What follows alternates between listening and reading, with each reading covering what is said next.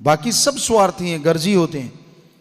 चाहे ये गर्ज जायज है कि मालिक को पाना है, लेकिन कर तो वो अपनी आत्मा के लिए रहा है, तो आपको इस पे क्या एहसान? आप ऐसे भ्रमित हो जाते, पूछ उठा के पीछे पीछे पीछे पीछे। अच्छा बड़ा भक्त है, भक्त तेरे को क्या प्याज दे देगा? कुछ भी नहीं देगा, मिर्ची देगा ऐसी जो आंखों में पड़े, और धोखा दे के तेरे को लूट के ले जाएगा। कोई भक्त है तो अपनी जगह पे, आपने क्या लेना उससे? आप अपनी भक्ति करो, भक्त भक्त किसी को कुछ नहीं दे सकता। इस कलयुग में संत पीर फकीर ही दे सकता है, वो भी मालिक के हुक्म से। सतगुरु उसको देता है, मालिक वो आगे दे देता है। बाकी किसी में ऐसी कोई शक्ति नहीं जो दूसरों का भला करे। हाँ, मानवता का भला आप बाहरी तौर पे, जहरा तौर पे करें, वचनों से भला बड़ा मुश्किल है। ठीक है, भला मांगते रहो, लेकिन इस चक्कर में मत पड़ जाना कहीं हाथ जोड़ते रहो और आपकी करी कराई भक्ति चली जाए, क्योंकि आप समझ लो कि यही सब कुछ है और वो आपको चूना लगा दे। तो इसलिए इन चक्करों में कभी नहीं पड़ना चाहिए, पाखंड में कभी नहीं पड़ना चाहिए। सतगुरु जहर होता है, शरेआम जहर होता है, वो बता देता है मैं इस बाड़ी में आया हूं, और सारी दुनिया को बताता है। सच्चे मुर्शिद कामिल ने शरेआम कहा, हम जवान होके आएंगे, हम ऐसा करेंगे, हम ऐसा कर रहे हैं। तो ऐसा सतगुरु कहीं मिलता नहीं जो ये कहे कि मैं ही आऊँगा। आज तक हमने तो इतिहास में पढ़ा नहीं, सभी धर्मों को पढ़ा है। सच्चे दाता के रहमो करम से कहीं भी इतिहास में ऐसा दिखने को नहीं मिला कि ये लिखा हो कि गुरु कह रहा हो कि मैं आऊँगा। तो ये तो सच्चे मुर्शिद कामिल दाता रहबर ने ऐसा किया, कर रहे हैं, करते रहेंगे। फिर भी झांसे में आ जाओ, फिर भी किसी के पीछे पीछे घूमते फिरो, नहीं जी ये तो फलां है, ये तो बड़ा बड़ा है। बड़ा खाक है, अगर बड़ा होता तो सतगुरु से ना जहर कर देता।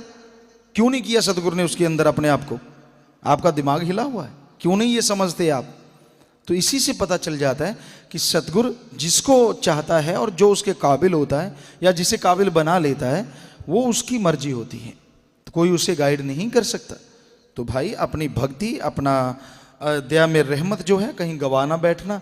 ऐसा पाखंडियों के पीछे लग के, ढोंगियों के पीछे लग के बच के रहो। ये कलयुग का समय है, सेवा सुमरन में ध्यान दो ताकि मालिक की खुशियां आप हासिल कर सकें। दुनिया में बहुत कुछ ऐसा देखता है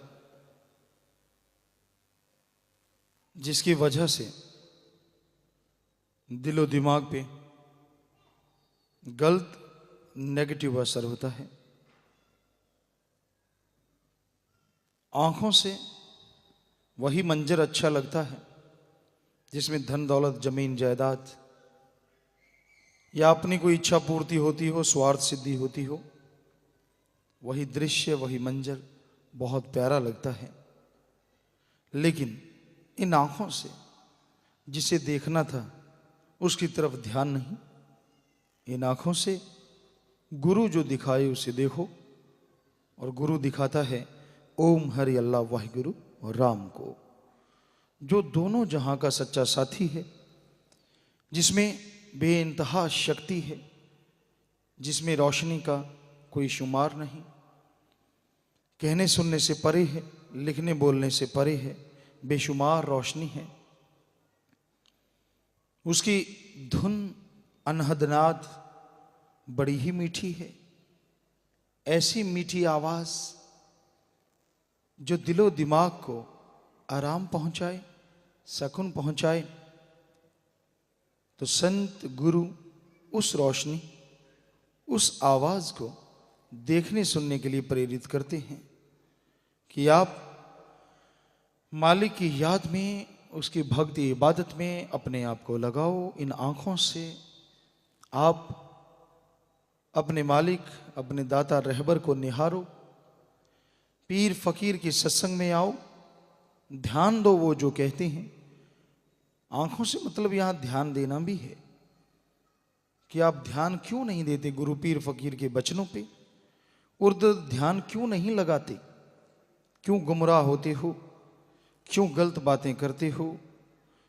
जिस दिन भी आपने ध्यान जमाना शुरू कर दिया, गुरु पीर फकीर की बातों पे अमल करना शुरू कर दिया, समझो आपके लिए वो दिन खुशियों की करवट लाने वाला है।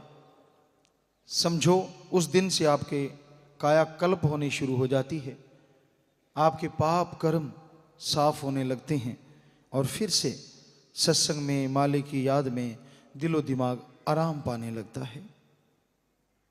गुरु पीर फकीर हमेशा वचन करते हैं जिसमें सभी का भला हो। वो अपने निजी स्वार्थ या गर्ज के लिए कभी कोई वचन नहीं करते। पर बहुत देखा है हमने, बहुत ऐसे लोग हैं जो मालिक की याद में समय लगाते हैं और बहुत ऐसे हैं जो मालिक का नाम लेना भी पसंद नहीं करते।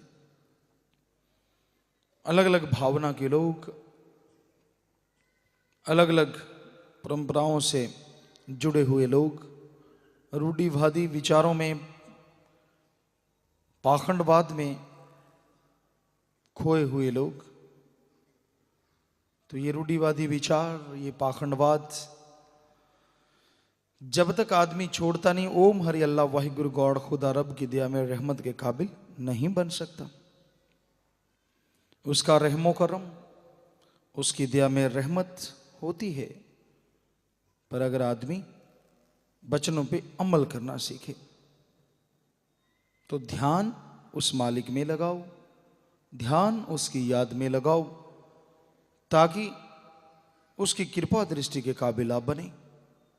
आपके गम दुख दर्द चिंता दूर हो जाएं।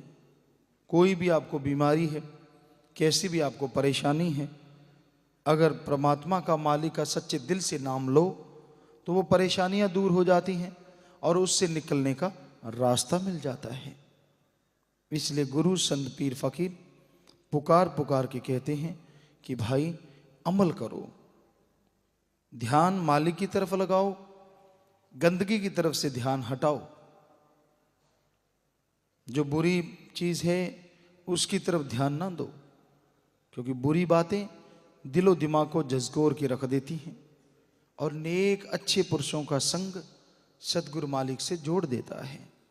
इसलिए भले पुरुषों का संग करो, भली सोहबत करो, और इन आंखों से देखना है तो उस अल्लाह वाहिगुरु राम का नज़ारा देखो।